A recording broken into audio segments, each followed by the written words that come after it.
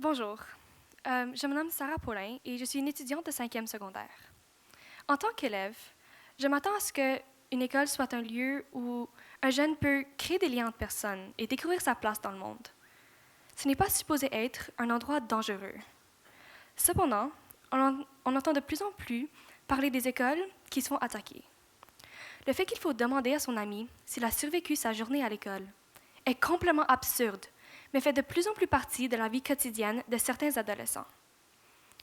À quasiment chaque semaine, on entend la nouvelle qu'une école ou un lieu public fut attaqué, résultant en des blessés et souvent des morts. Lorsqu'on voit ces nouvelles, on plisse les yeux, on ne comprend pas vraiment cette violence, mais on finit par oublier. Et bien sûr qu'on oublie. Ici au Canada, on est chanceux. Les fusillades nous affectent beaucoup moins. Bien que ces chiffres soient un peu vieux, ils démontrent quand même la distinction claire dans le nombre de fusillades des deux pays.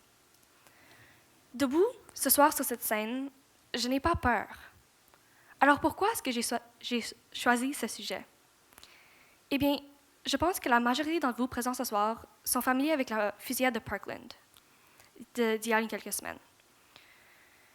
Mais qu'est-ce qu'il y a à propos de cette fusillade qui m'a tellement marquée, qui m'a fait réaliser que je devrais écrire mon discours non sur la cybercriminalité, mais sur les fusillades scolaires? Eh bien, c'est à cause que cette fusillade s'est déroulée à peine 5 km de l'école d'une de mes amies. Et j'ai eu vraiment peur. Et c'est cette peur qui m'a incitée à écrire ce discours, qui m'a fait réaliser qu'il fallait adresser la situation. Mais comment pouvons-nous l'adresser? Comment pouvons-nous l'améliorer? Eh bien, il faut commencer au début, à la source du problème. Le fait que les armes à feu soient si accessibles aux États-Unis ne fait qu'empirer la situation. Pour vous démontrer que le contrôle sur les armes à feu est une bonne et valable solution, je vais passer un contraste entre les États-Unis et l'Australie. En 1996, dans la région de la Tasmanie, 35 personnes ont perdu la vie à cause d'une fusillade. 35. Le gouvernement australien, complètement traumatisé, a décidé d'instaurer une loi qui interdirait toute arme semi-automatique et fusil de chasse. Ils ont aussi instauré une période de 28 jours avant d'accorder une arme à une personne pour s'assurer que cette personne est responsable et a des raisons valables de vouloir s'armer. Autodéfense, en Australie, n'est pas une bonne raison. Et ça a marché. Les chiffres ont descendu. Et je sais qu'un contre-argument à ce contrôle est que l'Australie et les États-Unis sont deux pays complètement différents. Et je vous l'accorde. Mais ils sont quand même deux nations où une population est gouvernée par des lois. Donc, en interdisant les armes à feu, en implantant cette loi, il doit y avoir une sorte de changement, il doit y avoir une amélioration à la situation présente. Une autre solution plutôt évidente. Augmenter le niveau de sécurité dans les écoles. Ça peut sembler banal, mais c'est un réel problème, surtout aux États-Unis. Mes amis américains me racontent des histoires d'horreur de personnes qui ne la connaissent pas, qui marchent le campus, ou même, une fois, une personne est venue s'asseoir avec eux durant la pause, puisqu'il n'y a personne pour les empêcher de le faire.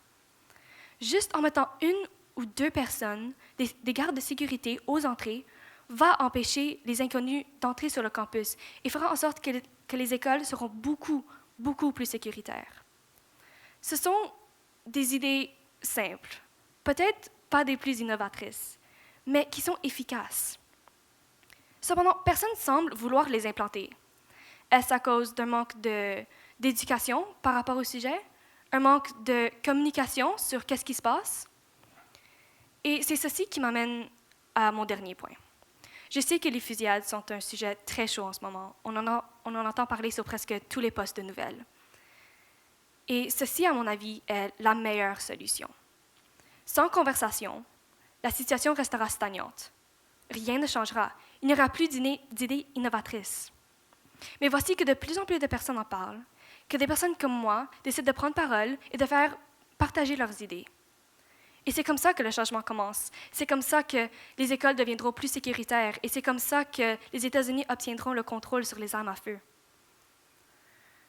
Juste, regardez la marche étudiante d'il y a quelques semaines, le March for Our Lives, où les étudiants se sont dit « c'est assez, nous devons exprimer notre point de vue sur qu'est-ce qui se passe ».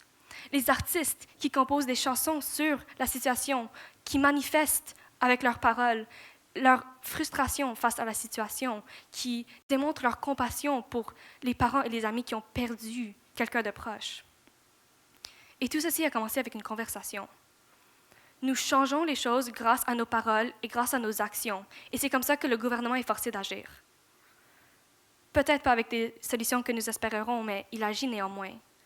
Et tout ceci à cause que quelqu'un a commencé une conversation. Et c'est comme ça que j'aimerais terminer mon discours ce soir, en vous disant que tout problème, non seulement les fusillades, sont contrés avec la conversation. C'est à cause qu'une personne a eu le courage de soit monter sur scène ou juste partager leurs idées avec leurs amis, qu'il y aura du changement. Et c'est comme ça que je l'espère, que les fusillades deviendront quelque chose du passé. Merci.